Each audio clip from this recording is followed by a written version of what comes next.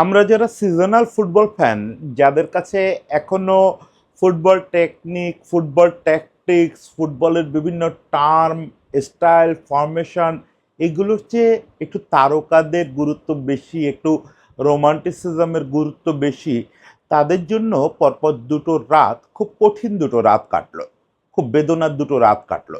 দলমত নির্বিশেষে এই পৃথিবীর দুজন মহান তারকা, দুজন গ্রেট ফুটবলার পরপর দুদিনে তাদের ক্যারিয়ারের শেষ বিশ্বকাপ ম্যাচটা খেলে ফেললেন। প্রথমে নেইমার বিদায় নিলেন, অপ্রত্যাশিতভাবে ব্রাজিল বিদায় নিল নরওয়ের কাছে হেরে। এবং নেইমার যা ইঙ্গিত দিলেন তাতে শুধু বিশ্বকাপের শেষ ম্যাচ না, তার জীবনেরই সম্ভবত ব্রাজিলের হয়ে শেষ ম্যাচ খেলা হয়ে গেল। রোনালদো অবশ্য বলে রাখছেন যে বিশ্বকাপের এটা শেষ ম্যাচ, কিন্তু এটা তার ক্যারিয়ারের শেষ ম্যাচ মনে হয় না।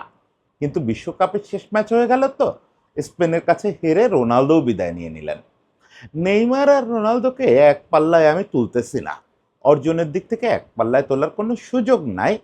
রোনালদোকে দু হাত ভরে ফুটবল দিচ্ছে, নেইমারকে আসলে ওই অর্থে তেমন কিছু দেয়ই নাই, নেইমার নেওয়ারই সুযোগ পান নাই।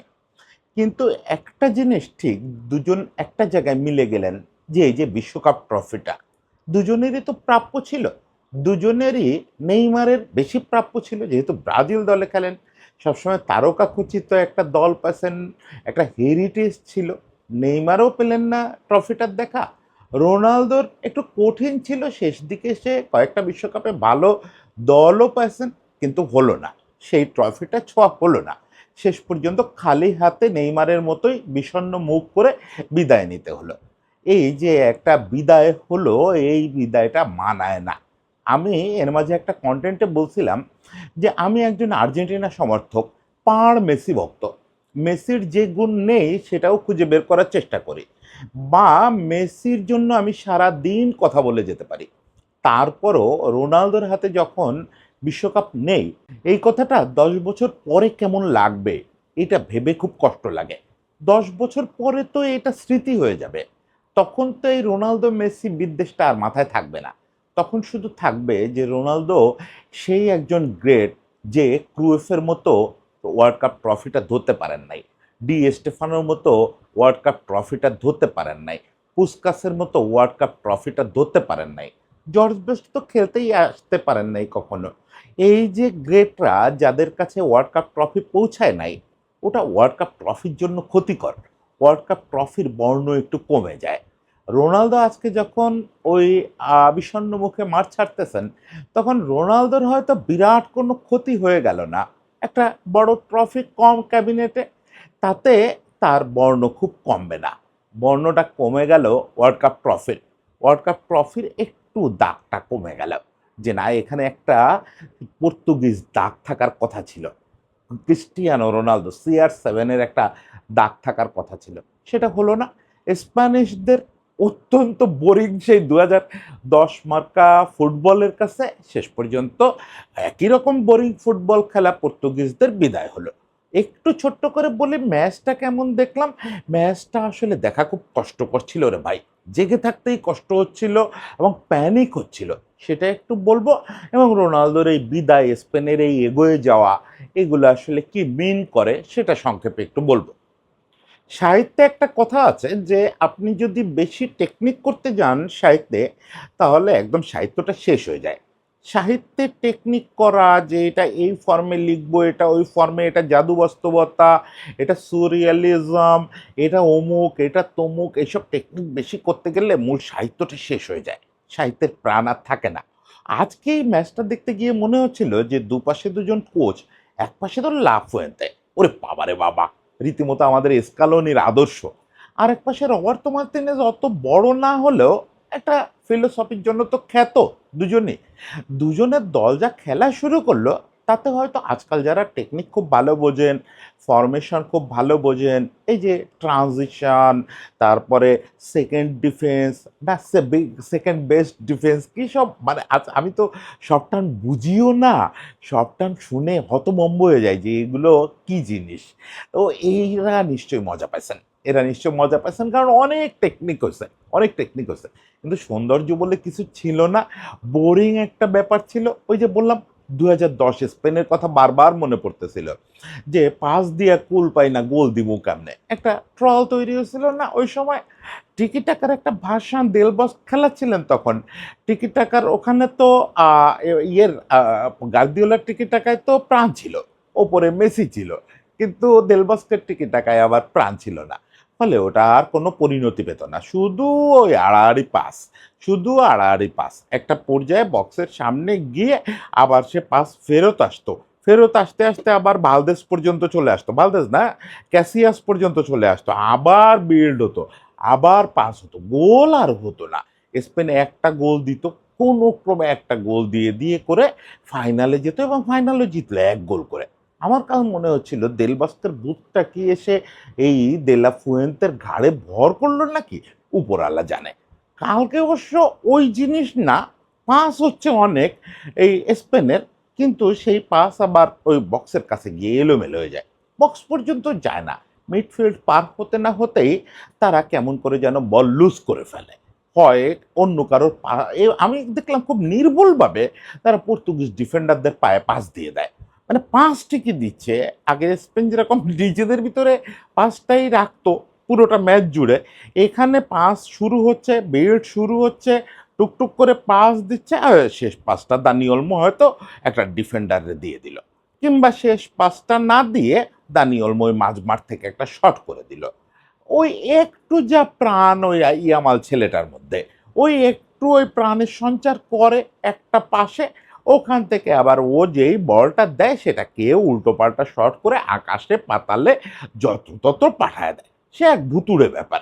এবং দুটো দল প্রায় একই রকম খেলতেছে, দুটো দলের ফরমেশন একই, দুটো দলের সিঙ্গেল স্ট্রাইকার নিয়ে খেলতেছে, 3টা মিডফিল্ডার নিয়ে খেলতেছে, 2টা ডিফেন্সিভ মিডফিল্ডার নিয়ে খেলতেছে, একেবারে একই ফরমেশন। এবং দুটো দলের খেলার ভঙ্গিও একই রকম। দুটো দলই পাস শুরু করে নিজেদের অর্ধ থেকে, মাঝ মাঠে আসে, মাঝমাঠ যেই অতিক্রম করে সেই সে বল হারায় ফেলে। দুটো দলের হারানোর ভঙ্গি অবশ্য 2 রকম। স্পেনেরটা তো বললাম যে তারা ও পর্যন্ত যায়, গিয়ে হয় ভুল পাস দিয়ে বল লুজ করে চলে আসে, আর না হয় উল্টাপাল্টা একটা শট করে। কোথায় শট করতেছে জানি না, গোলপোস্টটা কোথায় দেখতে পাচ্ছে তারা, এটা কি উপরের দিক অনেক দূর দেখতে পাচ্ছে নাকি ডানে বায়ে অনেক দূর দেখতে পাচ্ছে, উপরওয়ালা জানে। একটা অবশ্য 1-2-1 মিস করলো, কে যেন মিস করলো, দানি ওলমোই মিস করলো। যাই হোক, দানি ওলমোরে নিয়ে আমি খুব হতাশ হয়েছি। দানি ওলমোরে আমি 2-4টা ম্যাচ যা দেখছি, লা লিগায় যা দেখছি, দানি ওলমো এর চেয়ে অনেক বেটার প্লেয়ার। ইভেন পেদ্রি, দুজনকেই, পেদ্রি অবশ্য বার্ন আউট অনেকদিন ধরে, পেদ্রি এই সিজনেও তার খেলা ভালো লাগে নাই। যাই হোক, রদ্রি খুব ভালো খেলছে ডিফেন্সিভ মিডফিল্ড থেকে, কিন্তু ভালো মন্দর ব্যাপার না, সবাই লক্ষ্যহীন ফুটবল খেলতেছে। এই যে লক্ষ্যহীনতা স্পেনের আর পর্তুগালের ওপরের ব্যাপারটা বুঝি না, এটা ব্যাখ্যাতীত একটা ব্যাপার। এরা বল লুজ করে আসে, আর ওরা জানে না what to do with the ball. এখন এই কথা যদি আমি বলি তাহলে লোকে আমারে মারবে, যে ব্রুনো জানে না, ভিতিনা জানে না, বার্নার্দো সিলভা পরে নামলো, বার্নার্দো সিলভা জানে না, কে জানে? আপনি জানেন? নেভেস জানে না, আপনি দেবব্রত জানেন যে বল দিয়ে শেষ থার্ডে কি করতে হয়? কিন্তু আমার তো মনে হলো জানে না। কি করবে বলটা? বলটা কি পাস দেবে কাউকে, নাকি নিজে ওখান থেকে একটা শট করবে, নাকি ব্যাক পাস করবে? একটা অদ্ভুত সিদ্ধান্তহীনতা, অদ্ভুত সিদ্ধান্তহীনতা। শেষ পর্যন্ত একটা ভুতুড়ে কাজ কিছু একটা করে ফেলা, জগাখিচুড়ি করে বলটা লুজ করা, কেড়ে কেউরে নিয়ে যেতে দেওয়া। এই যে ব্যাপার, বেশিরভাগ সময় দেখি যে রোনালদো ওয়েট করতেছে যে বলটা হয়তো আমারে দিবে, রোনালদোরে দেয় না। আবার রোনালদো পায় বল, রোনালদো পেলে রোনালদো বলটা পায়ে রাখে না। আমি খুব অবাক হলাম, এর আগের ম্যাচগুলোতে দেখলাম, একটা ম্যাচে দেখলাম রোনালদো বল পেলে গোল করার চেষ্টা করতেছে, আজকে একটা মাত্র চিপ করলো যেটা গোলকিপার ঠেকায় দিল। এছাড়া যতবার সে বল পেল সে বল দিয়ে কিছু করার চেষ্টা করলো না।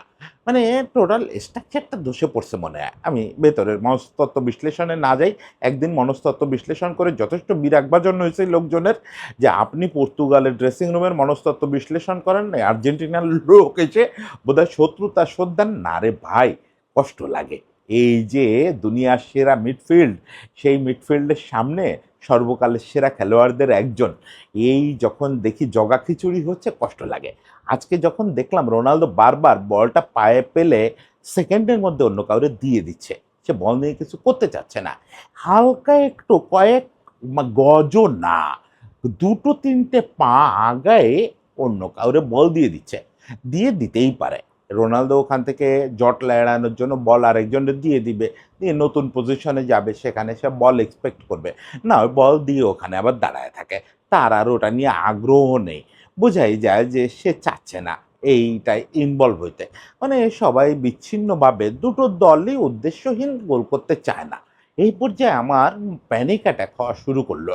মানে আমি কিন্তু প্যানিক ডিসঅর্ডারের পেশেন্ট। আপনাদের আবারও বলি যে মানসিক রোগের কথা বুক ফুলায় বলবেন, শারীরিক রোগের কথাও যেরকম বুক ফুলায় বলেন, মানসিক রোগের কথাও বলবেন। মানসিক রোগ আমাদের লাইফের পার্ট, ফলে এটা কারোর কোনো সমস্যা থাকলে আমরা চিকিৎসকের পরামর্শ নেব, একই সঙ্গে আমরা প্রয়োজন হলে ওষুধ খাবো, প্রয়োজন হলে কাউন্সেলিং করবো এবং জানাবো লোকেদের, সঙ্গীদের জানাবো, বন্ধুদের জানাবো, আপনারা আমার সঙ্গী, আপনাদেরকে জানাবো যে আমার প্যানিক ডিসঅর্ডার আছে। না, আজকে সত্যি সত্যি প্যানিক অ্যাটাক হয় নাই, কিন্তু মনে হচ্ছিল যে একটা প্যানিক সিচুয়েশন, মানে 90 মিনিট পার হয়ে যাচ্ছে, কারোর কোনো গোল করার ইচ্ছা নাই, এই তার মানে আরও 30 মিনিট এই জবরজং খেলা দেখতে হবে। আপনারা বলবেন জবরজং না, খুব টেকনিক হয়েছে এখানে, খুব টেকনিক্যাল খেলা হয়েছে, আমার এ ভাল লাগে না। গোলহীন খেলা, উদ্দেশ্যহীন খেলা, মাঝ মাঠে বারবার বল হারায় ফেলা, নিরাপদে যার যার, মানে ওরা যখন বল প্লে করতেছে তখন পর্তুগিজরা চেষ্টা করতেছে না যে বলটা কেড়ে নেই, আবার পর্তুগিজরা যখন বল প্লে করতেছে তখন স্প্যানিশরা চেষ্টা করতেছে না বলটা কেড়ে নেই। তোমরা তোমাদের মতো, ওটা একটা ভাগাভাগির মতো, তোমরা তোমাদের মতো বল প্লে করবা, এখানে এসে কিন্তু লুজ করবা, ঠিক আছে? আমরা আমাদের মতো বল প্লে করব, আমরা ওখানে গিয়ে বুল পাস দেবো, ঠিক আছে? একটা সমঝোতা সুলভ বোরিং ফুটবল, এই জিনিস আরও আধা ঘন্টা দেখতে হবে। এবং মনে হচ্ছিল যেভাবে চলতেছে আধা ঘন্টা, আরও আধা ঘন্টা, মানে 120 মিনিটেও গোল হবে না। এরপরে এদের গোল না করার যে চেষ্টা, তাতে পেনাল্টি শুট আউটেও গোল হবে বলে মনে হয় না, সেক্ষেত্রে সাডেন ডেতে যাবে। এই জিনিস তো তাহলে সারা রাত চলবে, সারা রাত এটা আমার দেখতে হবে। আর একবার যখন দেখতে বসছি তাহলে একটা শেষ নিয়ে কিছু একটা বলে ঘুমাইতে হবে না, একটা কন্টেন্ট তো করা দরকার। যাই হোক, যথেষ্ট ফান হয়েছে, ফান করলাম বেশি। স্প্যানিশদের খেলা এইটা বিশ্ব চ্যাম্পিয়নের খেলা না, যদিও দেলবস ফোন দিয়ে লা ফুয়েন্তেরে বলতে পারেন যে যে যাই বলুক এটাই বিশ্ব চ্যাম্পিয়নের খেলা, এই খেলা খেলে আমরা একবার চ্যাম্পিয়ন হচ্ছি, কিন্তু এটা লা ফুয়েন্তের টিমের কাছ থেকে আশা করা যায় না। আমি বুঝি যে এই টিমে কোনো স্ট্রাইকার নাই, কিন্তু দানি অলমো তো গোল করতে পারে, ইয়ামাল তো গোল করতে পারে, অনেকেই গোল করতে পারে। এই যে পরে ছেলেটার নামলো, এই নাম ভুলে গেলাম, দেখে নামলাম, মেরিনো, হ্যাঁ মিকেল মেরিনো, এই ছেলেটা অলমোর বদলেই নামলো, এই ছেলেটা নেমে শেষ পর্যন্ত একটা গোল করলো। যাকগে বাবা, একটা ফ্রি কিক, ওই ছোট একটা ফ্রি কিক নিয়ে দিল, সেই বল থেকে গোল হয়ে গেল, একবারে ধরে প্রাণ ফিরে আসলো। কিন্তু কি হলো, দুটো জিনিস হলো। প্রথমত হচ্ছে যেটা তাৎক্ষণিক মনে হলো, যে এই স্পেনকে নিয়ে এত কথা অপটা থেকে শুরু করে দুনিয়ার সমস্ত জ্যোতিষী, সমস্ত বিজ্ঞানী, সমস্ত গণিতবিদ স্পেনকে চ্যাম্পিয়ন বলতেছেন, এই স্পেন যদি এই ফুটবল খেলে ফ্রান্সকে বাদ দিয়ে স্পেন চ্যাম্পিয়ন হয়, I would be disappointed, very disappointed, যে এইটা ফুটবল খেলে চ্যাম্পিয়ন হওয়া উচিত না। আপনি যদি সুন্দর উদ্দেশ্যমূলক ফুটবল না খেলতে পারেন, মানে আপনার যদি গোলের উদ্দেশ্য না থাকে, আপনার যদি জেতার প্রবল ক্ষুধা না থাকে, বল উইন করার প্রবল ক্ষুধা না থাকে, আপনি ফাইনাল থার্ডে যদি খুব অ্যাটাকিং মেন্টালিটি না দেখান, তাহলে ওইটা করে ওই 1 গোলের মার্জিনে বিশ্বকাপ জেতা, ওটারে আমি খুব একটা পাত্তা দিই না। ওকে, এটা গেল স্পেন নিয়ে মানসিকতা। পর্তুগাল নিয়ে অনেক ধরনের মানসিকতা মনের ভিতরে দোলাচল খাচ্ছিল। একটা তো ওই যে যেটা বললাম, পৃথিবীর সেরা মিডফিল্ড, কোনো সন্দেহ নাই তো, ব্রুনো আছে, ভিতিনা আছে, নেভেস আছে, কি একটা সেট আপ, পরে বার্নান্দো নামলো, মানে এই মিডফিল্ড, মানে ব্যাকআপ মিডফিল্ডও তো বিশ্বের সেরা, সেই মিডফিল্ড একেবারে রাউন্ড অফ 16 বাদ পড়ে যাবে, এটা তো খুব দুঃখজনক, খুবই দুঃখজনক। সেটা অবশ্য একটা ব্যাপার হয়েছিল যে এবার স্পেন আর পর্তুগাল তো পর্তুগালের ভাগ্য দোষে এবং নিজ দোষে মুখোমুখি হয়ে গেল রাউন্ড অফ 16, সেটা হওয়ার কথা ছিল না। মুখোমুখি যখন হলো, একটা যোগ্য দলকে, কোয়ালিটি দলকে, যোগ্য দল না, একটা কোয়ালিটি দলকে তো বাদ পড়তেই হতো, সেই দুর্ভাগ্যটা পর্তুগালের বরণ করতে হলো। সেটা কষ্টকর, সবচেয়ে কষ্টকর ক্রিস্টিয়ানো রোনালদোর ব্যাপারটা। আমি আবারও বলি, দেখেন ক্রিস্টিয়ানো রোনালদোকে আমি হয়তো অপছন্দ করতে পারি, অপছন্দ করি না। বিশ্বাস করেন, এটা আপনারা বিশ্বাস করবেন না, কিন্তু আমি অপছন্দ করি না। আমি এই লোকটার অনেক অ্যাট্রিবিউট, অনেক গুণাবলী আমি বলি যে মানুষ মাত্রেই ফলো করা উচিত। ফুটবলার মাত্রে না, মানুষ মাত্রেই ফলো করা উচিত।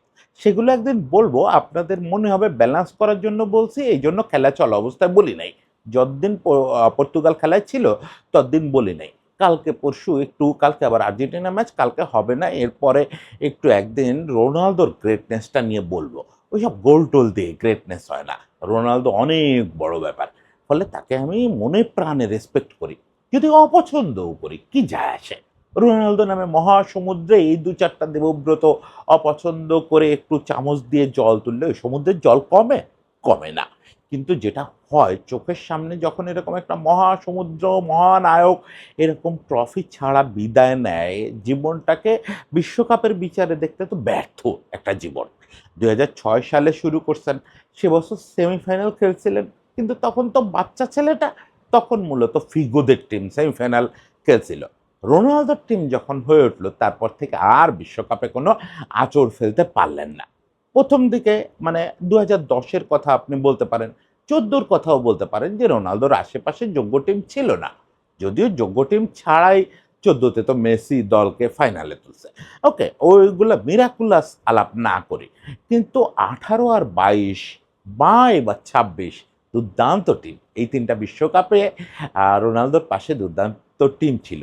কিন্তু ওই যে সব কিছু মিলতে হয়, তো কপাল মিলতে হয়, সময় মিলতে হয়, ওই নার্ভ মিলতে হয়, সব কিছু মিলে হলো না। বিশ্বকাপ ট্রফিটা ছোঁয়া হলো না, এমনকি ধারে কাছেও যাওয়া হলো না। এবার বিশ্বকাপে তো তবু নকআউট পর্বে গোল পেল, 3টা গোল পেল, মোট গোল সংখ্যা বোধহয় 11 হয়ে গেল। সেটাও সংখ্যাটা একেবারে কম না। ফলে বিশ্বকাপে একটু ছোঁয়া তো থাকলো, কিন্তু বিশ্বকাপ ট্রফির ধারে কাছে যাওয়া হলো না। এটা ওই আবারও বলি, ট্রফিটার জন্য কষ্ট, ট্রফিটার জন্য এটা একটা বেদনা। এই যে 22 বিশ্বকাপের আগ পর্যন্ত কথাটা বলতাম মেসিকে নিয়ে, তখন লোকে ভাবতো সমর্থক হিসাবে বলি, সমর্থক হিসাবে তো বলি, সঙ্গে এটাও সত্যি যে একটা গ্রেড যখন কোনো একটা ট্রফি না স্পর্শ করতে পারে, ওটা ওই গ্রেডের চেয়ে ট্রফির জন্য বেশি কষ্ট। সচিন টেন্ডুলকার বিশ্বকাপ ছাড়া অবসরে চলে যাচ্ছিল প্রায়। সেটা আমার কাছে মনে হয় যে ওই যে world cup trophy, one day world cup trophy, ওটার জন্য বেদনার হতো। ওই একই জিনিস হয়ে গেল বিশ্বকাপ ট্রফিটার জন্য, যে এখানে আরও অনেক গ্রেটের মতো আলফ্রেডো ডি স্টেফানো, পুস্কাস বা এই ক্রুয়েফ, সর্বকালের সেরা ফুটবলারদের নাম এখানে লেখা নাই। সেই একই রকম রোনালদোর নামটাও লেখা থাকলো না। এটা আমাদের জন্য কষ্টের ব্যাপার, একটা অপূর্ণতা থেকে গেল। আমরা চোখের সামনে অনেক পূর্ণতা দেখছি, তো আমাদের এই প্রজন্মটার একটা সুবিধা হচ্ছে যে আমরা প্রচুর পূর্ণতা দেখছি, প্রচুর পূর্ণতা দেখছি, লিওনেল মেসির পূর্ণতা দেখছি, অনেকের পূর্ণতা দেখছি। কিন্তু রোনালদোর এই পূর্ণতাটা দেখতে পারলে আপাতত হয়তো অসন্তুষ্ট লাগতো, ওমা মেসির সমান হয়ে গেল, একটু ঈর্ষা তো হয়। মানুষ না শেষ পর্যন্ত, সমর্থক না, ঈর্ষা হয়। কিন্তু 5 বছর পরে যদি বেঁচে থাকি, ফিরে খুব ভাল লাগতো, ফিরে তাকালে খুব ভাল লাগতো। আরে বাপ রে বাপ, দুইটা রাইভাল লিজেন্ডরে, সর্বকালের সেরা দুইটা রাইভাল লিজেন্ডরে পরপর ট্রফি নিতে দেখছি। হলো না সেটা। এখন শেষ পর্যন্ত আরেকটা প্যানিকের কথা দিয়ে শেষ করি, সেটা হচ্ছে পরপর 2 রাতে দুজন সমকালীন গ্রেট বিদায় নিল খালি হাতে, রাউন্ড অফ 16 থেকে। এখন খালি হাতটা মেসির হবে না, মেসির হাত অনেক আগেই ভরে গেছে। এবং আমরা তো যারা আর্জেন্টিনার সমর্থক, তারা তো এই বিশ্বকাপ শুরুই করছি ওই বুদ্ধিস্ট একটা ভঙ্গিতে, যে আমাদের বোধিপ্রাপ্ত হয়ে গেছে, আমরা নির্বাণ লাভ করে ফেলছি, আমাদের এই বিশ্বকাপে চাওয়া পাওয়ার কিছু নেই। কিন্তু বিশ্বকাপ যত গভীরে যাচ্ছে, গভীর হওয়া লাগে না, এই রাউন্ড অফ 16-এ আসতে আসতেই সবার মোটামুটি ব্লাড প্রেশার রেগুলার চেক করানো লাগতেছে। দেখা যাচ্ছে নির্বাণ খুব একটা লাভ হয় নাই, টেনশন ঠিক হচ্ছে, রেজাল্ট কি হবে সেটা নিয়ে দুশ্চিন্তা হচ্ছে, কালকে মিশর ম্যাচে কি হবে এটা নিয়ে খুব ভাবনা হচ্ছে, একসঙ্গে প্যানিক হচ্ছে যে এই যে রাউন্ড অফ 16-এ তারা খসে পড়ার একটা ধারা শুরু হয়েছে, সেটা 2 রাত পার হয়ে 3 রাতে চলে না যায়। স্রষ্টা মাফ করুক, এটা আরেকটু দীর্ঘায়িত হোক। ভক্ত হিসাবে শুধু বলতেছি না ভাই, ভক্ত হিসাবে বলতেছি না, ফুটবলের একজন সাধক হিসাবে বলতেছি। সাধক মানে তো অনেক দূরের একজন সাধক হিসাবে বলতেছি, যে ফুটবল খেলাটাকে প্রার্থনা হিসাবে দেখে। সে প্রার্থনা করতেছে, সেই দেবব্রত, যে ওই লিওনেল মেসি নামের লোকটা আর কয়েকটা ম্যাচ একটু তার শো দেখাক। সেই শো দেখাইতে হলে কি করতে হবে সেটা নিয়ে কালকে সকালে একটা কন্টেন্ট করব, একটু টেকনিক্যাল আলাপ টালাপ করে ফেলবো নিজের অওকাত থেকে বের হয়ে। আপনারা যারা টেকনিক বুঝেন তাদের এই কালকে সকালে কন্টেন্টটা দেখার দরকার নাই। আর যারা আমার লেভেলের তারা দেখতে পারেন, মজা পাবেন, তাদের মনে হবে আমি খুব জ্ঞানের কথা বলতেছি। ওকে, জোকস অ্যাপার্ট, রোনালদোর জন্য অনেক শুভকামনা, এই জীবনটা শুভ হোক। নেইমারের জন্য অনেক শুভকামনা, বাকি জীবনটা শুভ হোক। এই বিশ্বকাপের কথা ভুলে যান, বিশ্বকাপ যা হওয়ার হয়ে গেছে। আপনারা জীবনে ফুটবলকে কম দেন নাই, ফুটবলও আপনাদের দুহাত উজাড় করে দিছে। এখন বাকিটা জীবন উপভোগ করার, বাকিটা জীবন এই উত্তরসূরিতা, এই লিগাসি ছড়ায় দিয়ে যাওয়ার সময়। সবাই ভালো থাকবেন, সবার জন্য শুভেচ্ছা।